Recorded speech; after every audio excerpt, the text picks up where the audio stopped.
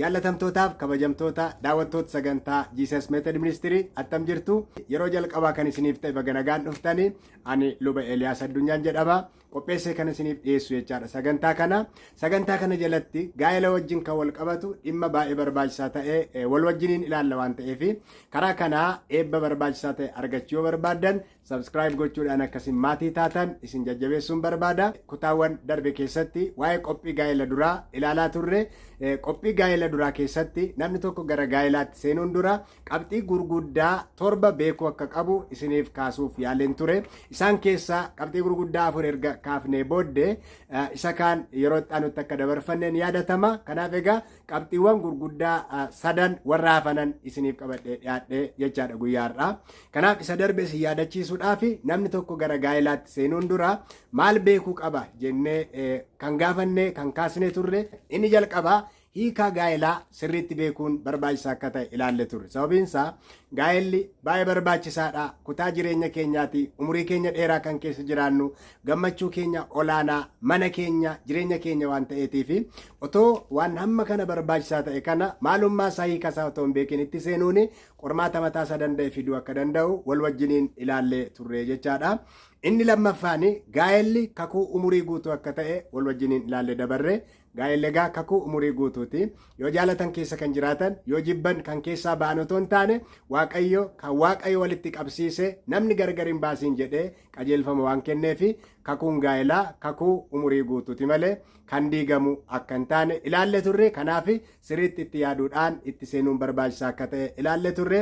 Qabxii sadaffaa jalatti gaa'elli qulqullaa'aa akka ta'e wal wajjiniin ilaalle turre. Sagalee Waaqayyo akkuma dubbatu inni jalqabatti hundeesse gaa'ela qulqullaa'aa godheetu hundeesse waan ta'eef nus immoo gaa'ela keenya qullaa'ummaa isaa eeggachuun barbaachisaa akka ta'e ilaalle. Egaa qullaa'ummaa gaa'elaa eeguun kun gaa'ela duras gaa'ela boodas yookaan immoo gaa'ela keessattis kan barbaachisu akka ta'e wal wajjiniin ilaalle turre jechaadha. Inni arfaffaan immoo kan nuyi yeroo darbe waliin ilaalle maalinni jaalalli gaa'elaa kan nama lama tokko taasisu akka ta'e ilaalle turre. Egaa gaa'ela keessatti kan koo kan jedhu hin jiru. Kan koo kan jedhu kun gara kamitti geeddarama? Kan keenya isa jedhutti geeddarama jechaadha. Kanaaf abbaan manaa qobaatti kan kooti kan jedhu hin qabu. Ati manaas qobaatti kan kooti kan jettu hin qabdu. Kan koo kan jedhu kun inni duraan dursa ture gara kan keenya jedhutti jijjiirama jechaadha. Kanaaf egaa jaalalli gaa'ela keessatti nama lama kan tokko taasisudha. Amala isaa wajjiniin, aadaa isaa wajjiniin, akkuma kana fedhii isaa hundumaa wajjiniin nama lama tokko taasisa. Kanaaf isa kana beekuun barbaachisaadha. Kanaaf inni kun yeroowwan darban kan ilaalle qabxiiwwan gurguddoo 4dha. Inni shanaffaaniif baay'ee barbaachisaa ta'e har'aa xiyyeeffannoo itti kennee ilaallu immoo maal jedha? Gaa'elli qormaatarraa bilisa kan hin taane ta'uusaa beekuun baay'ee barbaachisaadha.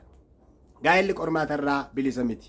Maaliif qormaatarraa bilisa miti? Addunyaan nuti keessa jirru mataan ishee qormaatarraa bilisa miti. Addunyaa qormaataati. Addunyaa rakkinaati. Addunyaa wantoonni baay'een hamminni baay'een keessatti gaggeeffamaa jirudha. Egaa gaa'elli cubbuun otoo gara biyya lafaattiin seeniin fuuldura gaa'elli eebbifamaa kan ture, gammachuu guutuu qaba kan ture, lolli hin turre, jibbi keessa hin turre. Haa ta'u malee Addaamii fi Hewaan cubbuu hojjetanii gaafa kufan ajaja Waaqayyo irra gaafa darban, abboommii Waaqayyo irra gaafa darban, abaarsi sababii cubbuu gara biyya lafaatti akka dhufe sagalee Waaqayyoon dubbata. Uumama boqonnaa 3 keessatti cubbuun gara biyya lafaatti gaafa seenu, Addaamii fi Hewaan abboommii fi seera Waaqayyo irra gaafa darban, abaarsi gara biyya lafaatti seene. Abaarsi gara biyya lafaatti seene suni du'a dabalateeti, rakkina qormaata dabalateeti. Kanaaf egaa qormaanni biyyi lafaa ittiin kufe sun ittiin abaarame suni maal isin dabalata? Gaa'ela isin dabalata jechaadha. Kanaaf Addaamii fi Hewaan gidduutti mataansaa qormaanni yeroo sana hin uumame jechaadha. Kanaaf egaa isaa asitti kan jalqabe erga cubbuun gara biyya lafaatti seene maal keessa jirra? Addunyaa abaaramte keessa jirra. Addunyaan abaaramte kun immoo iddoo hundumaa tuqeera jechaadha. Kutaa jireenya hundumaa tuqeera. Gaa'elas dabalate. Kanaaf egaa namni hir'uu qaba, innis hir'uu qaba, isheenis hir'uu qabdi, inni dadhabbii qaba, isheenis dadhabbii qabdi. Nama ta'ee guutuu kan ta'e tokkollee hin jiru. Kanaaf egaa qormaata mataasaa danda'e ni qabaata jechaadha. Kanaaf isa kana sirriitti beekuun barbaachisaadha. Fedhiin adda addaa jira, yaadni adda addaa jira, hawwiin mul'anni adda addaa jira. Isaan kun walitti dhufanii kan waliin yoo ta'an malee inni tokko qobaasaa qabatee galmaan ga'uu hin danda'u. Kanaaf qormaanni baay'ee jira jechaadha. Warri guun jira, bu'aa bahiin jira, karaa adda addaa qormaanni baay'een gaa'ela keessa akka jiru beekuun baay'ee barbaachisaadha. Lamaanuu waan filatuu fi waan fedhu adda addaa waan qabuu fi yeroo godoo tokko jalatti walitti dhufan abbaan manaa fi haati manaa halkanuma tokkotti yaadni isaanii tokko ta'a jechuun hin danda'amu. Halkan tokko qofa miti waggaa tokkotti waggaa lamatti isaa olittu hamma yaadni lamaa wal fudhatutti wal dhiibbaan yaadaa jidduu isaanii ni jiraata. Jaalalli akkuma jirutti ta'e hawwiin isaan qaban fedhiin isaan qaban akkuma jirutti ta'e karaa ofii isaanii yaadaniin yaadi lamaan warri guun ni jiraata jechaadha. Kun immoo qormaata mataasaa danda'e qaba. Kana duraan dursanii beekuun barbaachisaadha. Maaliif achi keessatti wanti kun yommuu uumamu akkamitti akka qaban nama gargaara waan ta'eef jechaadha. Kanaaf egaa lamaanuu maal gochuutu barbaachisa? Wal hubachuutu baay'ee barbaachisa. Wal hubachuun barbaachisaadha. Inni kun akka jiru duraan dursanii beekanii wal hubachuun barbaachisaadha. Wal hubachuu qofa miti waliif hiluun waliif yaaduun barbaachisaadha. Waliif yaaduun baay'ee barbaachisaadha.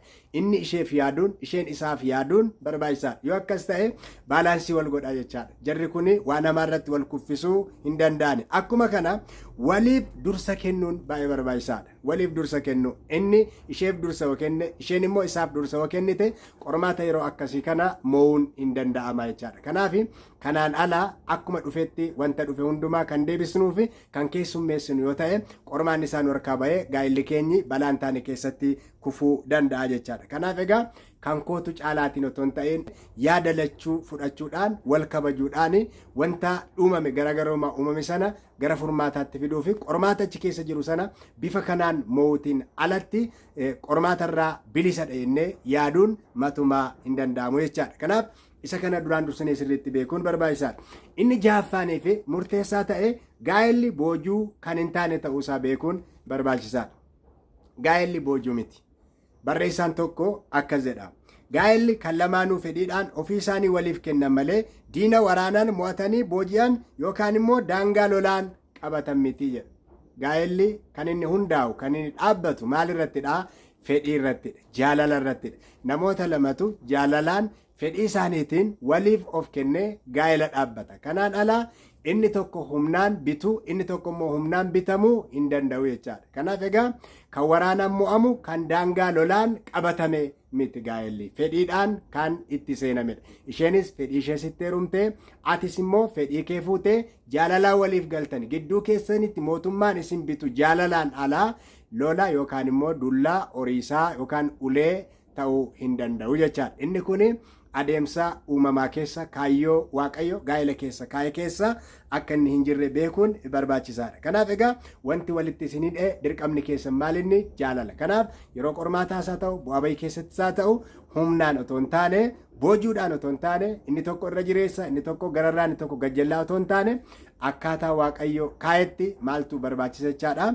Walii galteedhaan jaalalaan waliif bitamuutu barbaachisa. Kanaaf boojuu miti jechaadha. Gaa'elli boojuu miti. Kanaaf fedhiidhaan si jaallatte fedhiidhaan ishee jaallatte isa kana lamaan eeguun baay'ee barbaachisaadha jechaadha. Bara jireenyaa abbaa manaa fi haadha manaa guutummaatti kan bituu qabu kan achi keessatti humna guddaa iddoo olaanaa argachuu qabu maalidha?